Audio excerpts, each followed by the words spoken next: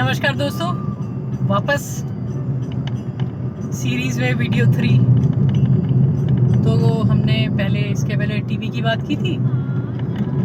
उसमें हमको ये पता चला कितनी कॉमन है और हम क्या कर सकते हैं उसके लिए, तो उसको याद रखिएगा। बाकी एक बहुत कॉमन चीज़ है एनीमिया। मुझे लगता है कि 90% इंडिया को एनीमिया है, सबको खून की कमी है।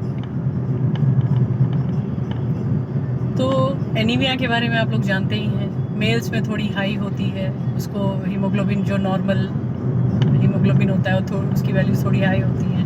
फीमेल्स में थोड़ा कम होता है।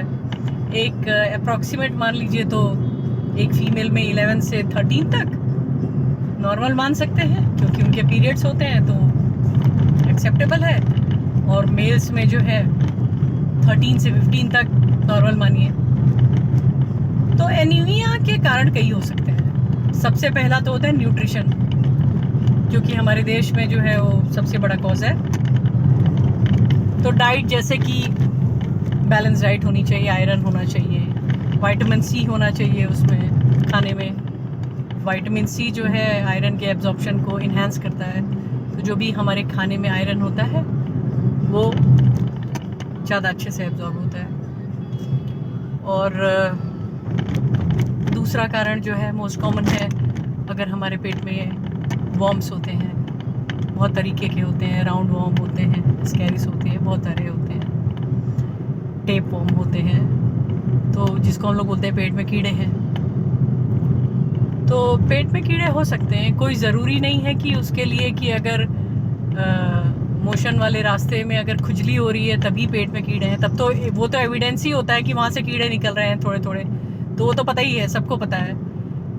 तो हर 6 महीने में जो है डीवॉर्म कर लेना चाहिए। डीवॉर्म की दवाई आती है, सरकारी अस्पतालों में फ्री उपलब्ध है, जाइए और उसको लेकर के खा लिया करिए। डॉक्टर के प्रिस्क्रिप्शन पे ही मिलेगी, लेनी चाहिए।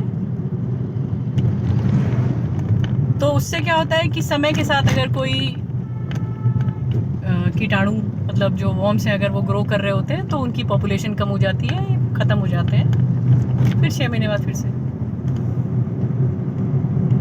तीसरा कारण क्या हो सकता है? ब्लड लॉस अगर ज़्यादा हो रहा है किसी का किसी कारण से, जैसे फीमेल्स में पीरियड्स हो रहे हैं, अगर वो हैवी पीरियड्स हो रहे हैं, प्रोलॉन्ग्ड पीरियड्स हो रहे हैं कि नॉर्मल 4-5 दिन से ज़्यादा हो रहे हैं, और नॉर्मली जितना ब्लीडिंग एक दिन में होनी चाहिए उससे ज़्यादा हो रही है। और एनीमिया का कारण भी है ज़्यादा ब्लीडिंग होना, और ज़्यादा ब्लीडिंग होती भी है एनीमिया में, तो दोनों इंटर रिलेटेड है एक दूसरे से, है ना। तो जिसको एनीमिया होगी उसको ब्लीडिंग भी ज़्यादा होती है, कई बार ऐसा देखा गया है, ठीक है। और ब्लड लॉस के बहुत कारण हो सकते हैं, जैसे कि किसी को हेमोरॉइड्स है, बवासीर है अगर, तो वो लैट्रिन के रास्ते से उसको जो है खून लॉस होता होगा, या कहीं इंटरनल ब्लीडिंग हो रही है, किसी को अल्सर होता है पेट में या कहीं और, तो ब्लड अंदर ही अंदर निकलता रहता है और पता नहीं चलता है, और बस ये पता चलता है खून की कमी है। तो अगर ऐसा शक होता है तो स्टूल टेस्ट किया जाता है। स्टूल में अगर ब्लड मिलता है, ऑकल्ट ब्लड बोलते हैं उसको, उसका मतलब है कि कहीं ना कहीं ऊपर से, क्योंकि स्टूल में अगर आ रहा है तो वो जो है कहीं से ब्लीडिंग हो रही है, कहीं पेट के रास्ते में, पेट में, तो खून पच के जो है मोशन में निकल रहा है, पचने के बाद तो वो डार्क होता है।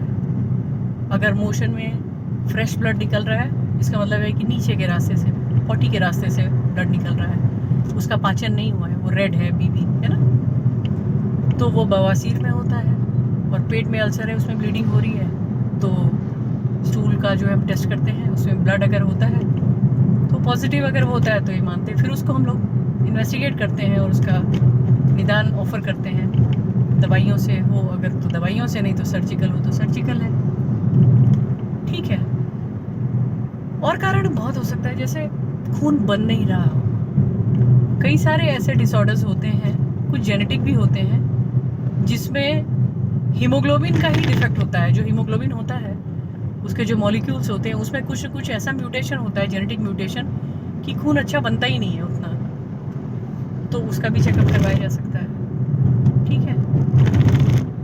कुछ ब्लड कैंसर्स में होता है, कभी कभी पता लगा कि हीमोग्लोबिन बहुत कम हो गया, या हीमोग्लोबिन भी कम हो गया, उसके साथ और भी ब्लड में जो कंपोनेंट्स होते हैं ब्लड के, ल्यूकोसाइड काउंट, प्लेटलेट काउंट, वो सब कम हो गए, या कभी कभी ल्यूकोसाइड्स बहुत बढ़ जाते हैं। तो वो एक मतलब एडवांस चीज़ें हैं, पर आपको पता होना चाहिए कि हीमोग्लोबिन का कम होना या एनीमिया का कारण क्या हो सकता है, जिसमें मोस्ट कॉमनली जो है हमारे यहाँ न्यूट्रिशनल है और वॉर्म इन्फेस्टेशन है। तो इसको चेक में रखना है। और हमारी डाइट है, ज़्यादातर हम लोग वेजिटेरियन हैं, तो बहुत सारी चीज़ें हम लोगों को नहीं मिलती हैं उसमें, लेकिन ऐसा नहीं है कि उसके सोर्सेज नहीं हैं। उसको ढूंढिए कि vitamin B12, iron rich foods कौन कौन से हैं, फूड, फ्रूट, कोई भी चीज़ उसका सेवन करिए ताकि उसकी कमी ना हो। और अगर है तो सप्लीमेंट्स भी ले सकते हैं साथ में। तो बस अगर आपको ये समझ में आएगा कि ब्लड लॉस क्यों हो सकता है, ब्लड की कमी क्यों हो सकती है, सबको पता होना चाहिए ये चीज़, तो उसको प्रॉपर तरीके से ट्रीटमेंट करवाना चाहिए।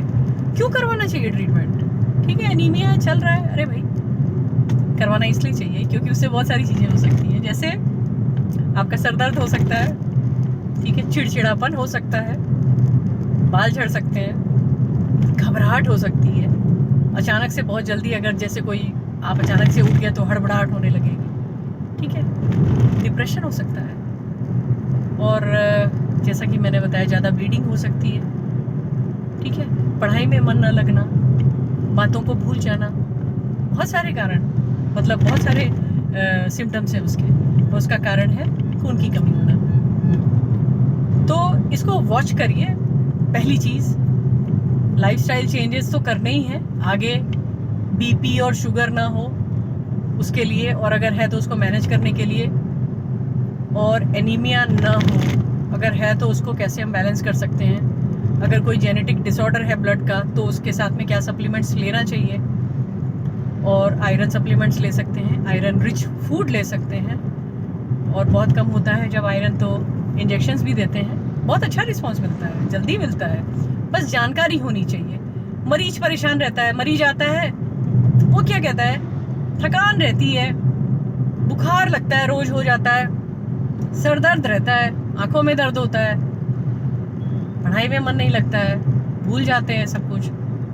तो पेशेंट्स ऐसे बोलते हैं, उनको लगता है कहीं उनको टीबी तो नहीं हो गई, या कोई हार्ट प्रॉब्लम, चेस्ट पेन होता है मिडिल एज में, एनीमिया है अगर किसी को तो चेस्ट पेन होगा, चेस्ट पेन भी होता है, तो लोगों को लगता है भैया कुछ कार्डियक इशू ना हो, वो भी हो सकता है, और एनीमिया की वजह से हार्ट फेल्योर भी होता है। अगर एनीमिया है तो इसका मतलब है खून की कमी है, तो जो हार्ट है उसको पंप ज़्यादा करना पड़ेगा, है ना, ताकि सब सारे ऑर्गन्स में जो है ऑक्सीजन जाए ब्लड के थ्रू।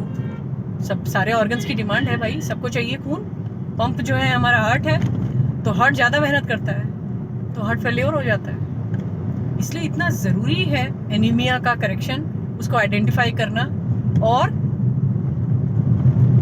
अगर आप जानेंगे आप उसको शेयर करिए, मतलब नॉलेज को शेयर करिए, वीडियो को भी शेयर कर सकते हैं। बस मेरा ये मकसद है कि एक नॉर्मल व्यक्ति को पता चल सकता है कि हाँ ये खून की कमी है, ये नहीं है कि आप जाएंगे और डॉक्टर के सामने बोलेंगे हाँ इसको खून की कमी हो गई, ये वो, तो डॉक्टर को लगेगा अरे भैया ये कौन से तोप हैं, डॉक्टर तो हम हैं। मतलब ईगो इश्यूज सब जगह होते हैं, उसको बुरा मत मानिएगा। कभी कभी बोलने में लोग ज़्यादा बोल जाते हैं, चाहे कोई भी हो, डॉक्टर्स भी, पेशेंट्स भी। तो आइडेंटिफाई करना है और उसका जो है क्योर करना है बस। तो आई थिंक कि एनीमिया के बारे में थोड़ी सी नॉलेज आपको हुई। अब आप अपने अगल बगल में देखिए, आइडेंटिफाई करिए और क्या चीज़ मिसिंग है उसमें से उसको लिंक करिए, और अपने सरकारी अस्पताल में जाइए या अपने फैमिली फिजिशियन के पास जाइए एंड एनीमिया फ्री हो जाइए। So let's fight for anaemia free India and anaemia free world. हम हैं तो जहान है और हिंदुस्तान बहुत महान है। Bye bye.